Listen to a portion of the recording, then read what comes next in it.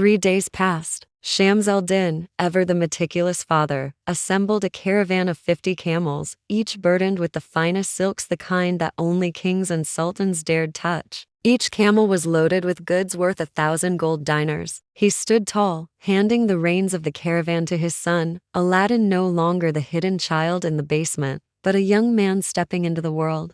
Together, they walked to meet Akam, the commander of merchant caravans, a seasoned man who led trading expeditions from Egypt to the Levant and Baghdad. Akam greeted them warmly, recognizing the great Shams al-Din. Shams al-Din said, "This is my son, Aladdin. Treat him as your own. What he does not know of trade, you shall teach him, and what dangers lie ahead, you shall shield him from." Akam nodded. A man of few words, but much loyalty. Then, quietly, Shams al-Din slipped a pouch of 1,000 gold dinars into Akam's hand. "Take what you need and distribute the rest among the servants. Let no one slack in serving my son." Aladdin stood silent, eyes wide, trying to memorize every word his father said, as though these were the last words he'd ever hear from him. And so began the journey. The road to Damascus. The caravan rode on, crossing deserts and plains, resting by wells and in oasis villages. With them rode another caravan, a merchant called Mahmud, a supposed man of religion and honor, but in truth, a magus and predator in disguise. Mahmud had heard of Aladdin's beauty and wealth, and from the first glance, he became obsessed. At every stop,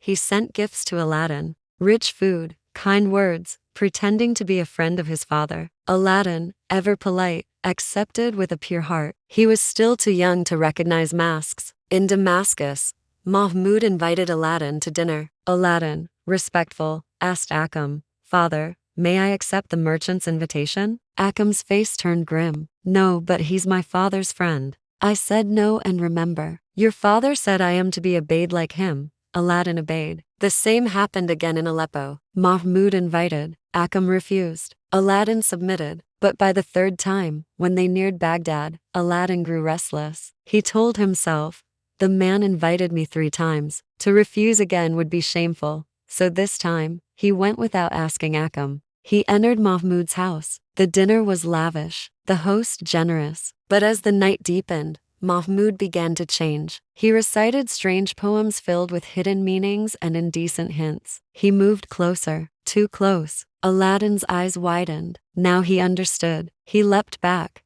hand on the hilt of his sword. "Old man, have you no shame? Have you no fear of God? Your hair is white, and still you chase filth?" Mahmud laughed nervously. "Just a bit of fun, boy." But Aladdin was furious. "This dignity, this honor, it is God's trust. I wouldn't sell it for gold, let alone your sick desire." He stormed out, heart pounding, and ran to Akam. There, breathless, he confessed everything. Akam's expression grew dark. "Did I not warn you? I knew his kind, but now, we must separate from him. He cannot journey with us to Baghdad." Aladdin nodded. The ambush. They split from Mahmud's caravan and continued alone. As they neared Baghdad, the sun dipped low. Akam urged, "We must hurry. If the sun sets before we enter the gates, they'll be locked, and we'll be forced to camp outside. It's dangerous. Bandits roam these lands." But Aladdin, driven by pride and vision, said, "No, we'll enter at dawn. I want the merchants to see me, see my goods, and know whose son I am."